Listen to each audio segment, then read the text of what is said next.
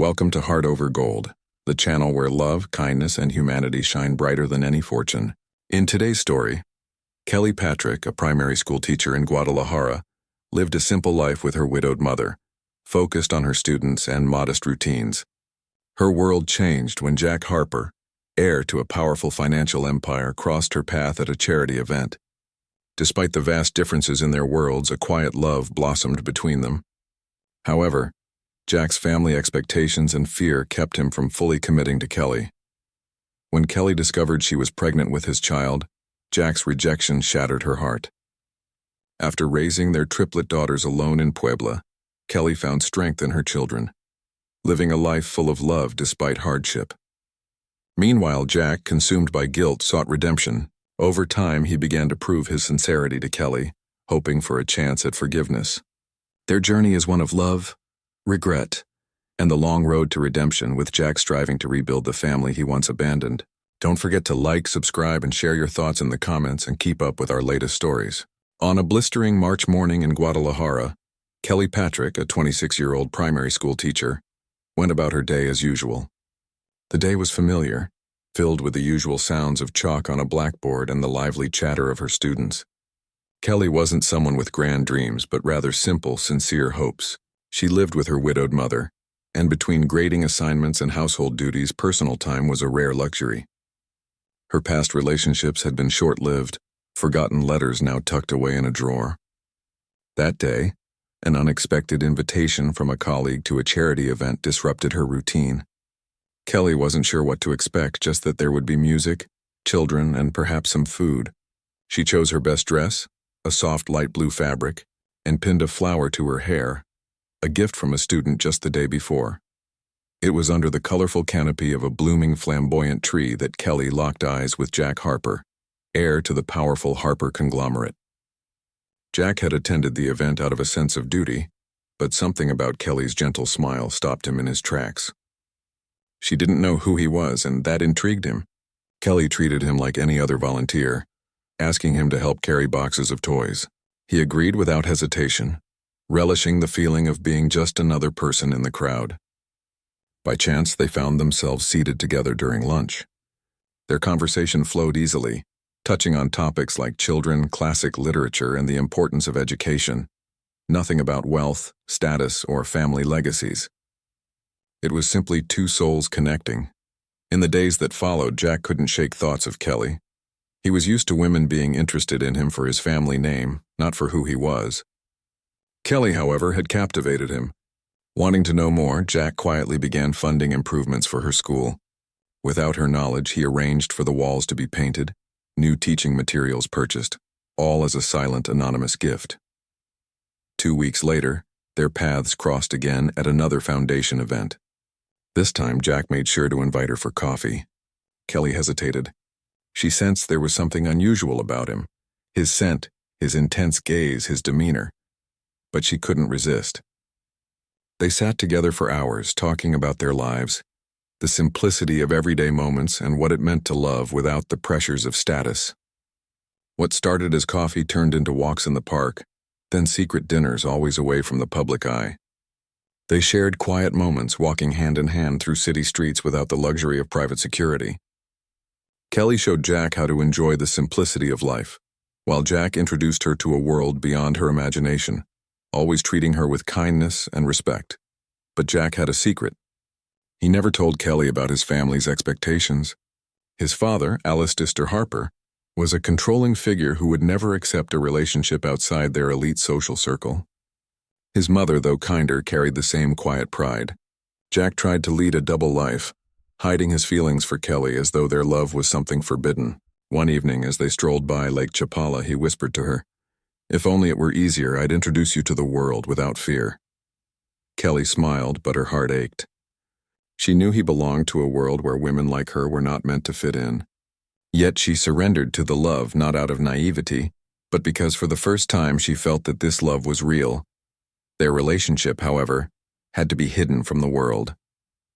They spent their time in secret, meeting in quiet cafes, always staying out of the public eye. Kelly knew the reality of his situation. She had never asked him to introduce her to his world. Jack, for his part, avoided the topic, afraid that one slip of the tongue might bring their fragile bubble to collapse. Over time, Jack became increasingly torn between the weight of his family's expectations and the warmth of Kelly's love. But it was the hidden moments they shared that felt the most real. Weeks turned into months, and Jack continued to make excuses for being away on business trips when in reality, he was stealing precious hours with Kelly. She, too, lived between the joy of teaching and the stolen moments spent with him, never daring to speak of the future she secretly dreamed of. One day, Jack gave Kelly a small wooden box with a dried flower inside, saying, "It's from the first time I saw you." Kelly held back tears as he embraced her. But soon Jack began to withdraw. The pressure from his family and the company weighed on him, and Kelly noticed his increasing absences. He became distant, avoiding discussions about their future. Every time she mentioned meeting his family, he looked away, refusing to speak about it. Their love, though intense, was becoming increasingly difficult to maintain. Jack, overwhelmed by his responsibilities, began to shut down emotionally. Kelly could feel the invisible wall that kept him from fully committing to her. But despite the fear and uncertainty, Kelly held on to the hope that their love could overcome any obstacle. Then one day, Kelly discovered something that would change everything. She realized she was pregnant. The news hit her like a wave. She was carrying their child, but she wasn't sure how Jack would react. She called him to a special place in the historic center of Guadalajara, where they had shared their first kiss. When she told him she was pregnant, the silence that followed was suffocating. Jack's response was not one of joy, but panic. He turned away, mumbling, "This can't be happening." Kelly tried to reassure him, but his fear was overwhelming. In that moment, Kelly understood. The man who had once sworn eternal love now spoke to her with cold indifference. He looked at her as though she were a burden, and his words cut through her heart. "This isn't my problem," he said, before walking away without a second glance. Devastated, Kelly returned to her life, now carrying not only the weight of her pregnancy, but the sting of betrayal. Yet she knew that her love for Jack could never be reciprocated in the way she had hoped. And so she moved forward, deciding to start a new life for herself and her child. Do you believe Paulina's journey to Puebla helped her find inner peace? Let me know in the comments. Time, though it didn't heal all wounds, taught Kelly how to live with them. The first few years in Puebla were a marathon of survival. The triplets grew quickly, full of energy and questions, while money seemed to shrink each week. Kelly learned to stretch rice, to mend shoes, to fix toys with adhesive tape. Creativity and faith became her greatest allies. Nights were short. Many times she sewed late with one of the girls in her arms and another crying in the improvised crib. When she finally managed to lie down, she slept with one eye open because a single mother never sleeps in peace. Dark circles became part of her face, but she still smiled. In the morning, she lovingly prepared coffee and put colorful bows in their hair, even when she barely had money for bread. The absence of a father was felt in the details, in the innocent questions about daddy and school parties where everyone arrived accompanied. Kelly invented stories. She said he traveled a lot, that he was an adventurer of the world. Not out of fear of the truth, but because she still didn't know how to explain it without breaking something inside them. Despite everything, there was love. A love so strong that it was enough to cover overdue bills, donated clothes, and cold nights. Kelly was moved to see the three of them lying together, sharing the same blanket, whispering secrets that only sisters understand.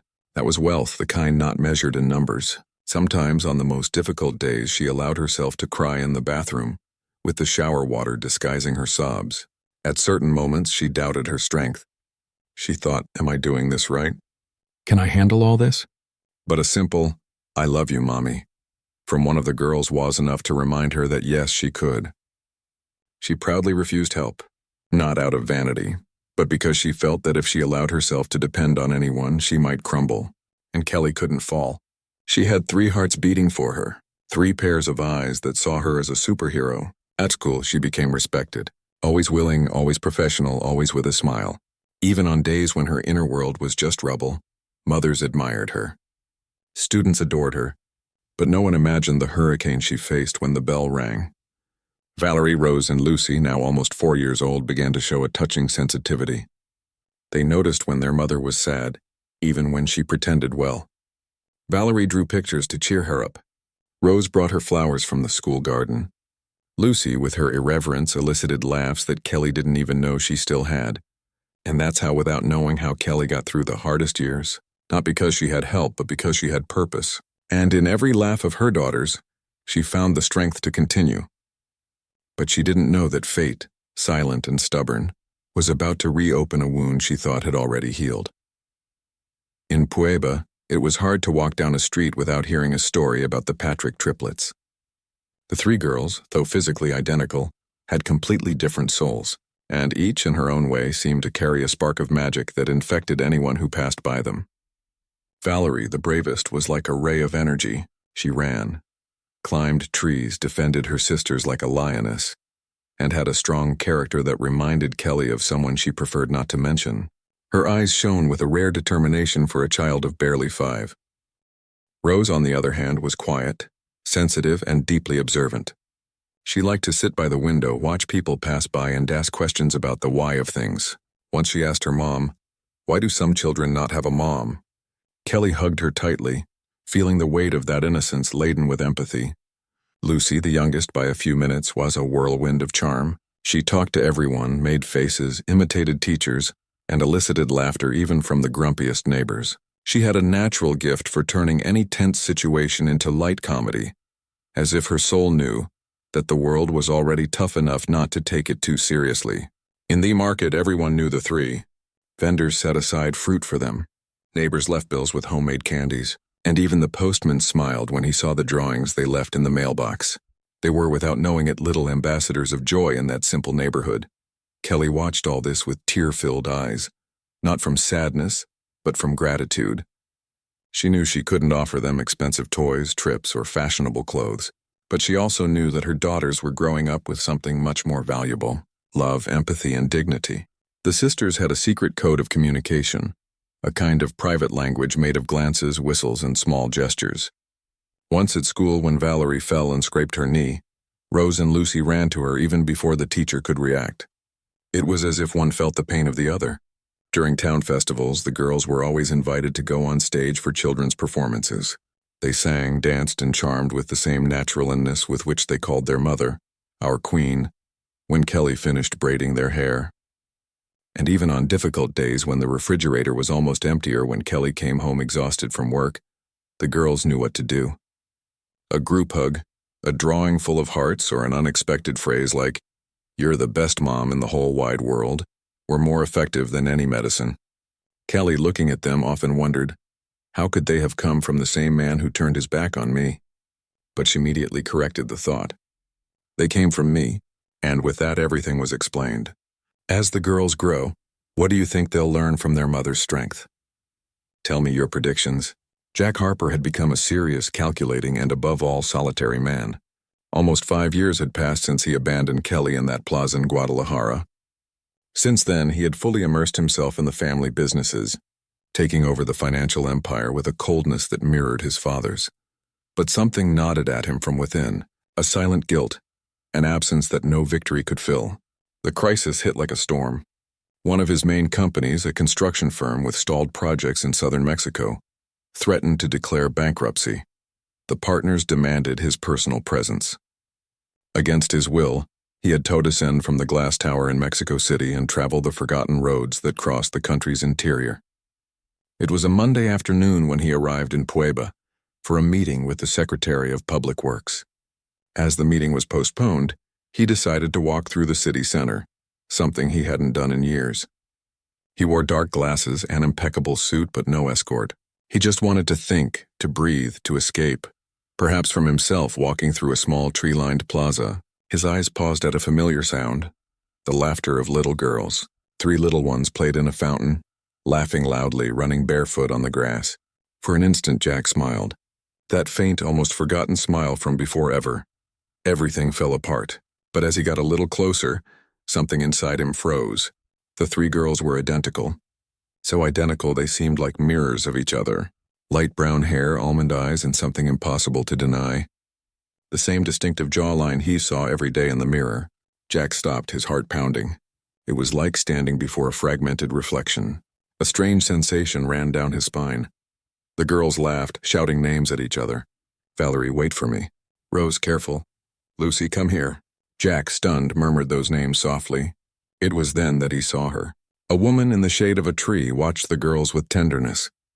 She wore a simple dress and her hair was pulled back. When she stood up and turned her face, time stopped. Kelly was there with the same deep eyes but with more mature, stronger features. And there she was as a mother. Jack took a step back as if he had been punched in the stomach. The guilt buried for years under layers of rationality exploded like a broken dam. Those girls were his. He couldn't move. He stayed hidden there, seeing everything he had lost, the life he could have had. Kelly lifted one of the girls into her arms, kissed another on the forehead, and laughed with the third. It was a living painting of everything he had abandoned out of cowardice. Unable to show himself, Jack returned to the hotel with a shattered heart. For the first time in years, he couldn't sleep. That night he lay awake, staring at the ceiling of the room and hearing the voices of the daughters he never knew, echoing within him. The next day dawned grayer than usual. Jack, still reeling from the sight of the girls, woke up unsure if what he had experienced had been a dream or reality. But one thing was certain. Those 3 girls couldn't be a coincidence. They were him in 3 small, sweet, and painfully absent versions of his life. Without much thought, he took the car and drove to the plaza. He needed to see them again. He needed to know. He needed something he still couldn't name, but that drove him like an invisible thread pulling at his chest. He arrived early and waited, sitting on a bench disguised with a cap and dark glasses. And when he saw them arrive, the air seemed to vanish. Kelly came hand in hand with the 3. The scene was absurdly poetic. A single woman with 3 stars around her. The girls ran to play. And Kelly, with that same serene air as always, sat under the same tree as the day before with a book in her hands. Nothing seemed to have changed in her, but at the same time, everything had changed. Jack watched every movement, trying to absorb the details, like someone contemplating a painting about to be removed from the gallery. The girls' laughter sounded like music, the way they protected each other, how they chased pigeons, how they always came back to their mother's side. He saw a complete family and understood that the only stranger there was him. Then it happened. One of the girls, Lucy, tripped and fell. Before Kelly could get up, Jack was already on his feet. Instinct was faster than fear. He ran to her, helped her up, and asked softly, "Are you all right, Princess?" Lucy looked at him for an instant and smiled, a smile identical to his. "Thank you, sir." Jack froze. The girl ran back to her mother, who was now watching him insolence. Kelly recognized him immediately. There was no scream, no surprise, no scene, just a dense silence full of unspoken memories. She looked at him with steady eyes, not of astonishment, but of defiance, as if to say, "You no longer have the right to be here." He took a step forward, but his voice failed him. "Kelly." She slowly stood up, walked towards him with her head held high, and whispered coldly, "You don't have permission to speak to me." She turned and called the girls. In seconds, they walked away like a sigh dissolving in the wind. Jack stood there, feeling the weight of the past crushing him. The image of little Lucy smiling at him. Kelly's cutting gaze. The life he didn't live. Everything swirled around him like a silent storm. For the first time, he understood deeply what he had lost. And in that plaza, where life gave him a second chance only to show him everything he had abandoned, Jack understood that guilt was no longer a feeling. It was a condemnation.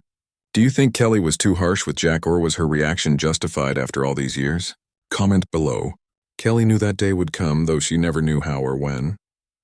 When she saw Jack in that plaza helping Lucy, her heart skipped a beat. Not from love, but from a silent alert. He was there in flesh, bone, and regret. But she was no longer the woman he had left behind. That night she couldn't sleep. Sitting on the edge of the bed, she watched her daughter sleep, all curled up together like kittens. She thought about everything. The years of absence, the letters she never wrote, the whys she kept silent. She felt anger, yes, but also a firm calm, the serenity of someone who had won alone. Jack, for his part, could barely look at himself in the mirror. The encounter with Kellyanne, the brief interaction with Lucy, devastated him. He saw in her eyes a wounded woman, but not a weak one. And that shook him because he expected reproaches, perhaps a demand for explanations. But all he received was the most powerful silence of his life. The next day he returned to the plaza. He didn't know if he would have the courage to approach. He just wanted to see them once more. And there they were, the girls running among the benches, Kelly sitting under the tree as always. But this time she saw him first. She stood up and walked towards him. It was the first time in 5 years they were face to face. There were no people, no music, just the two of them and a past hanging between them like a broken bridge. Jack tried to speak but couldn't. He wanted to say everything at once. Forgive me. I was immature. I was a coward. I loved you and I still love you. But nothing came out. Kelly looked him in the eyes with a firmness Jack had never known in her. She wasn't there to hear excuses. She didn't need explanations. Everything had already been said. In the years of silence, in the nights without answers, in the lonely births, and in the mornings when her daughters asked about a father who never existed, then without a single word she moved closer and looked at him intensely. In her eyes there was everything. Pain, unresolved love, exhaustion, pride, and what destroyed him most, disappointment. A disappointment that bled silently like an internal wound. He wanted to cry, wanted to kneel, but Kelly didn't give him that chance. She touched his chest with 2 fingers and said in a low voice, "Look at them well because they owe you nothing and you owe them nothing." She turned and walked back to her daughters without looking back. Jack stood motionless like a statue sculpted in regret. He felt the weight of her words sink into his skin like freezing fire. There was no forgiveness, no reproach, only the truth. A clean, naked, and brutal truth. And in that instant he understood. She didn't need him to feel complete, but he needed them to feel human again. In the days that followed, Jack became an invisible presence around Puebla. He didn't dare to knock on the door or approach his daughters, but he needed to see them. It was as if the simple act of observing them from afar could slightly alleviate the guilt burning inside him. Disguised among tourists or sitting on park benches with a newspaper as a shield, he became a spectator of a life that out of cowardice he had chosen not to live. He saw Kelly leave early with the girls, always hand in hand, always laughing at something simple. A little bird in a tree, a song on the radio, a game between sisters. One night he saw them having dinner in a small local restaurant. The table was modest, rice, chicken, and juice, but the joy was abundant. The girls shared bites. Kelly cut the smallest pieces, and they all laughed at the stories invented by Lucy. Jack across the street felt a lump in his throat. Never in all his luxurious banquets with executives had he felt anything like it. Another day, passing by the school where Kelly worked, he saw the triplets running around the playground, all with the same braids and simple uniforms. They were light. They were life. And he was just a man absent from their past. Kelly remained strong, but he noticed the discreet wrinkles on her face, the tiredness in her shoulders, the lost gazes when she thought no one was watching her. That hurt him more than any reproach because she wasn't just a heroic mother. She was a wounded woman who never had a choice. Jack began to examine his own emptiness. He remembered the days when he thought he had everything. Wealth, status, freedom, and now he saw that all of it was dust compared to the warmth of a child jumping into his lap. The tender mommy spoken with affection. The innocent love of a real family, a family he rejected. He began writing letters he never delivered. Diaries full of phrases like, "Forgive me. I was a scared child. I could have been a good father if only I'd tried." He kept everything in a folder hidden in his suitcase as if at least there he could try to reconstruct the pieces of his humanity. One rainy afternoon he saw Hare, covering her daughters with her own coat, running towards an awning. None of them complained about the rain. They laughed as if the world belonged only to them. And there Jack understood. That was love. Not the love he lived with her years ago, but the one she built after him. Alone, complete. That night, lying in a cheap hotel with the sound of rain hitting the window, Jack cried for the first time in years. It was no longer anger nor desperation. It was true pain because he was finally waking up, and the world he once belonged to was no longer his. What do you think was the turning point for Jack to truly understand his loss? Share your insights. Jack knew he couldn't simply knock on Kelly's door and demand a place in his daughter's lives. He knew he didn't have that right. But the desire to hear their voices, to elicit a smile, to be present even for brief moments, grew within him like a vital need. It was on a Saturday morning that the opportunity arose. The girls were at the park alone with an older lady who seemed to be a neighbor. Kelly had stayed home with a fever. Ash casually overheard in a conversation. Jack approached slowly, his heart in his throat. When Lucy saw him, she let out an excited shout. "The man who helped me when I fell." Valerie and Rose surrounded him curiously. "What's your name?" they asked, as children do when they take a liking to someone. Jack smiled, trying to contain his emotion. "My name is Andrew, a false name out of fear, prudence." Or perhaps cowardice. The trio immediately adopted him. In less than 5 minutes, he was pushing them on the swings, listening to stories invented by Lucy, receiving drawings made in the sand, and teaching Valerie how to skip stones into the lake. It was as if their souls already knew each other, as if blood spoke before a name. The sensation was overwhelming. For the first time, Jack felt like a father, even if it was in secret for a few hours borrowed by fate. In every laugh and every look what I can do, he saw himself multiplied and also forgiven. Though he hadn't yet confessed anything, the next day he returned to the park with a small bag of homemade sweets and a children's book. The girls ran towards him, calling him Uncle Andrew. He read them stories, improvised voices, answered absurd questions about dinosaurs and stars, and when one of them rested her head on his shoulder, he felt something break inside him. It was love, pure and real. But the illusion was short-lived. Kelly, leaving work early, decided to stop by the park to pick up the girls, and turning the corner, she saw him. Jack or Andrew sitting on the ground with her 3 daughters around him as if he were part of that world. Her blood boiled. Without hesitation, she approached. Her gaze was hard, sharp. The girls ran to her excited. "Mommy, Uncle Andrew told us stories." Kelly smiled at them, but her eyes were fixed on him. And then in a low, sharp tone, she said, "Don't you dare confuse them." Jack stood up ashamed, trying to say something, but she interrupted him with a gesture. "Don't play with them like you played with me. They are not a pastime." She took her daughter's hands and left, leaving him standing there, his eyes full of tears and his heart crushed by the truth. From that moment on, Jack understood that the path to them would not be easy. He would have to earn every step, every word, every drop of forgiveness, not with grand gestures, but with sincere presence. And even then, it might never be enough. Jack spent days unable to look at his own reflection, the image of his daughters smiling at him, calling him Uncle Andrew, mixed with the look of disgust on Kelly's face, haunted him like a shadow. He knew he was trying to redeem himself with small gestures, but he was still hiding the truth. And that in itself was still a form of cowardice. It was then that he decided to return to Mexico City. He needed to talk to someone. He needed to unburden his soul. He sought out the only person he still trusted, his mother, Mrs. Evelyn Harper, an elegant woman of few words, who always maintained her composure, even in the face of Mr. Allister's difficult temper. She always watched him with steady eyes but full of tenderness, and when he appeared at her door, pale and shattered, she knew immediately that something serious had happened. "Mom, I need to tell you something. I've hidden for 5 years." She simply nodded and sat down. The silence of the house seemed to wait with her. Jack told her everything from the day Kelly told him about the pregnancy to the moment he abandoned her in the plaza.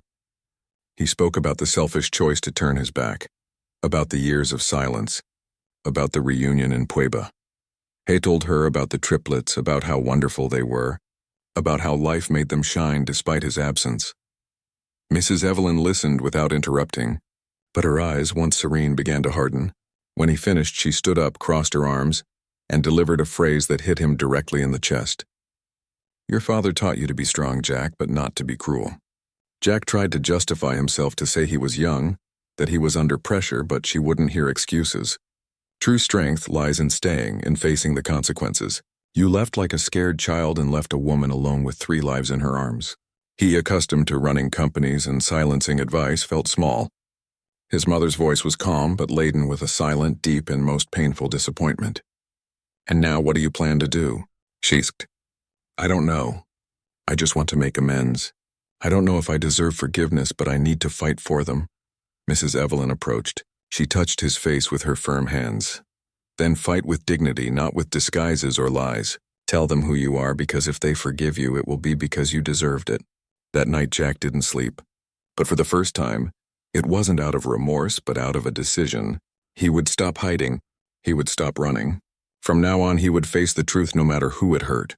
What do you think about Mize Thorne's advice? Was it what Jack needed to hear? Share your thoughts below. Jack returned to Puebla with his heart pounding as if he carried a broken clock inside his chest. Every step towards Kelly's house weighed like tons. He knew there weren't enough words in the world to erase what he had done, but he needed to try. No longer as Uncle Andrew or as Thorne, just as a repentant man, Kelly was hanging clothes on the line when he arrived. The afternoon sun cast delicate shadows on her tanned skin. and for a second Jack wanted to freeze that moment. But she saw him and her expression immediately hardened. There was no surprise, only weariness. "I need to talk to you. No masks, no nicknames," he said. Kelly crossed her arms. "Then speak, but speak quickly." Jack took a deep breath and began. He spoke like never before. He said he had abandoned her out of fear, out of weakness, out of being a coward. He confessed that he had hated himself for each of those 5 years. He told her how he first saw their daughters and felt his world collapse. How he cried seeing them laugh. How he felt the ground disappear when he heard that mommy he had never heard directed at him. The words came out choked. And then, as if a dam had broken inside, he fell to his knees. He cried. For the first time in his adult life, he cried in front of someone. Tears streamed shamelessly with sobs. "Forgive me, Kelly, please, I don't deserve anything, but I want to fight for what I abandoned." Kelly watched him, her heart clenched, her body tense. Seeing Jack there broken into pieces brought her no pleasure. It hurt her because she knew this man before the world hardened him, and a part of her still wanted to believe he could change. But it wasn't that simple. "Jack, those tears don't erase sleepless nights, nor questions I could never answer for our daughters," she said firmly. "You cry now, but I cried for 5 years alone." He bowed his head, defeated. "I know, and that's why I'm not asking for a place, just a chance to prove I've changed, even if it's little by little." From afar, Kelly was silent for a time that seemed eternal. Then she took a step back. "I don't know if I'll ever be able to forgive you, Jack, but if we're going to try, it has to be slow. Very slow." She went into the house and closed the door, not with anger, but carefully, leaving a crack. And Jack, still on his knees, understood. This wasn't the end. It was a beginning. Painful, uncertain, but real. After Jack's plea for forgiveness, Kelly retreated into herself. It was as if an old dam had broken, flooding her heart with memories she had sworn to bury. In the following days, she felt absent, even with her own daughters, as if their every gesture reminded her of him. And that was at the same time beautiful and painful. One night after the girls fell asleep, Kelly went to the back of the closet. There in a cardboard box wrapped in a blue scarf were the letters. Not the ones she received, but the ones she never had the courage to send. There were more than 30 written with smudged ink and a raw heart. Letters that began with "I hate you" and ended with "Please come back." She read them one by one with silent tears. It wasn't nostalgia for the man who left. It was grief for all they could have lived. Each letter was a version of herself, trying to understand the abandonment, trying to be strong, trying to forgive too soon. And now with Jack back, all those words took on new weight. The next day at breakfast, Rose asked, "Mommy, why didn't Uncle Andrew come anymore?" Kelly fell silent. Valerie added, "He was fun. He told really good jokes." Lucy, always more direct, said, "Didn't you like him, Mommy?" Kelly took a deep breath. She knew she couldn't keep lying, but she also didn't want to reveal too raw a truth. So she sat on the floor with the 3 of them, drew them close, and said tenderly, "Sometimes people make mistakes, Big Ons, and sometimes they try to fix them. That man isn't a stranger. He's part of you." The girls looked at each other, not fully understanding, but with open hearts. "Is he our real daddy?" Valerie whispered. Kelly nodded, and her daughter's eyes widened like moons. There was no drama, no crying, just silence. A silence that said, "We want to understand."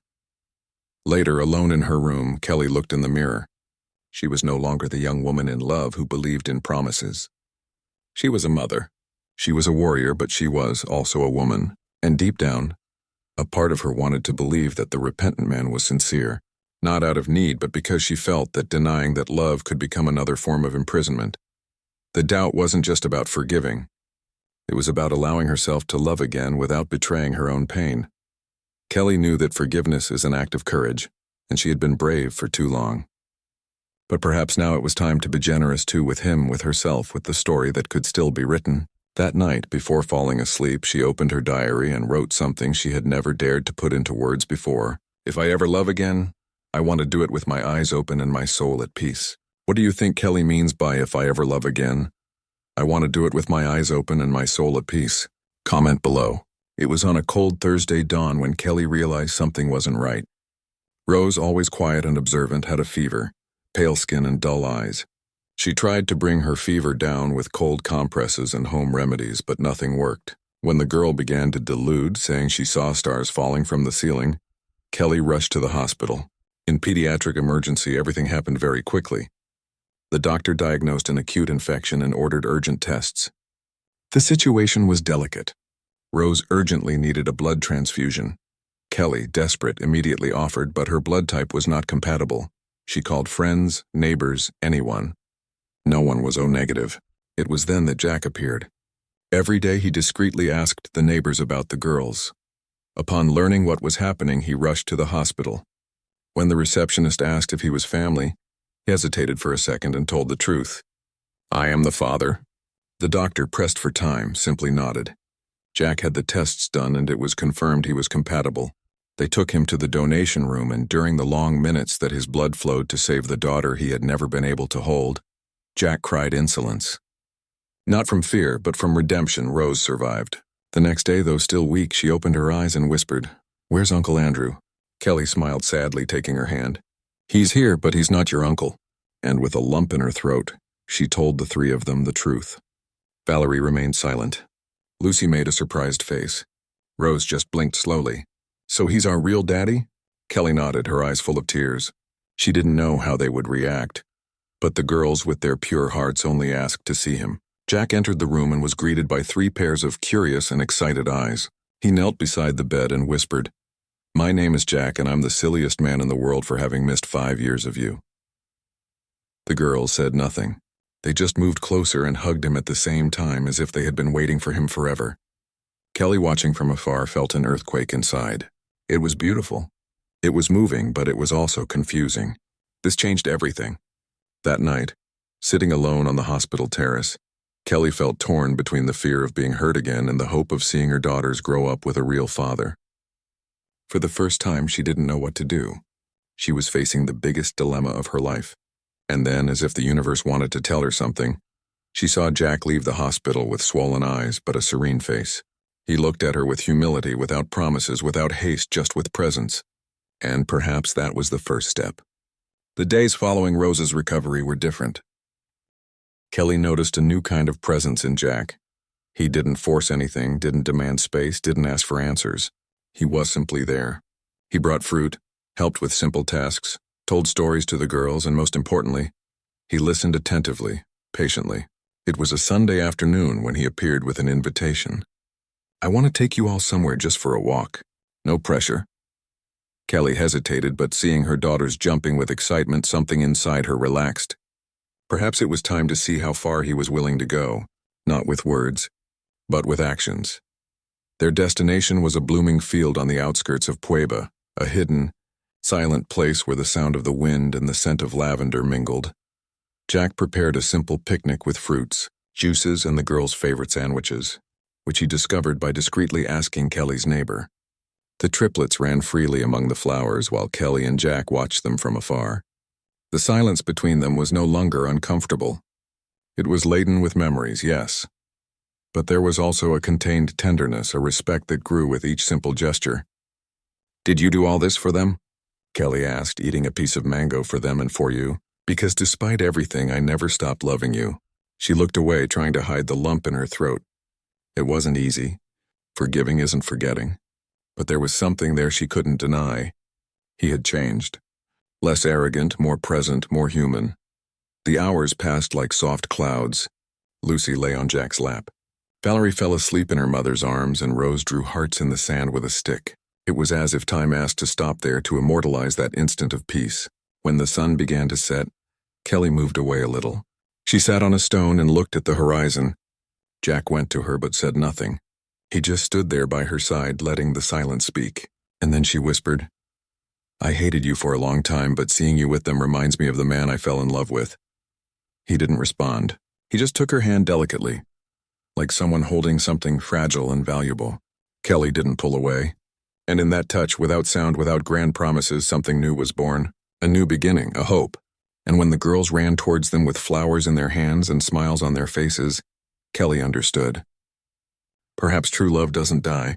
Perhaps it just hides until it finds the courage to return. Do you think Kelly was truly ready to forgive Jack? Share your thoughts on this pivotal moment.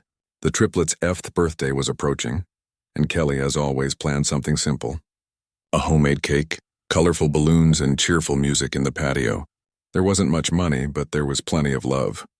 What she didn't know was that Jack had other plans.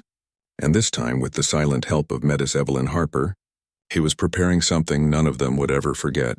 On the day of the birthday, Kelly was surprised by a different invitation. Just get ready today. The rest is on me. She wanted to protest, but seeing the girl's excitement and the sparkle in Jack's eyes, something inside her relaxed. Perhaps it was time to let herself be cared for. Jack rented a rustic space on the outskirts of Puebla, an old mansion with flowering gardens, lights strung in the trees, wooden tables, and handmade decorations. Everything was simple but with delicate taste, thought out in every detail. Each flower had the favorite color of one of the girls. Each suite held a memory. The triplets arrived blindfolded, and when they took off their blindfolds, they screamed in unison. There were school friends, neighbors, and a small band playing children's songs. Kelly, seeing it all, felt her eyes fill with tears. Not for the luxury, but for the care, for the intention, for the real presence. During the party, Jack was the perfect host.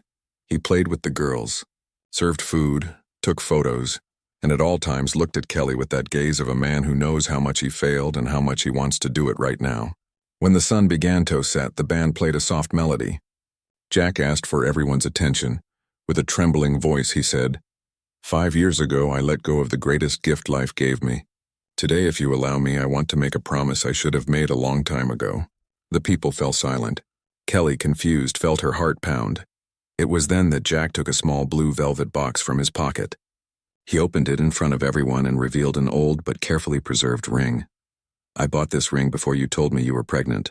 I was going to ask you to be my wife, but I was a coward. I kept it all this time, not because I expected your forgiveness, but because I never stopped loving you." The triplets looked at each other and screamed, "Mommy, say yes." Kelly moved, covered her face with her hands. The party faded around her. All she saw was Jack on his knees, not as the millionaire who once left her, but as the man who fought to become worthy of that love. She took a deep breath. The pain of the past was still there, but now there was something greater. Gratitude for having returned, for having stayed, for having learned. And then, with tears in her eyes and a smile that said more than 1,000 words, she extended her hand. "Yes, Jack. But this time let it be forever." The wedding day dawned with a clear sky and a gentle breeze, as if the universe knew that after so much pain and struggle, it was time to celebrate. Kelly woke up before the girls and spent a few minutes watching them sleep.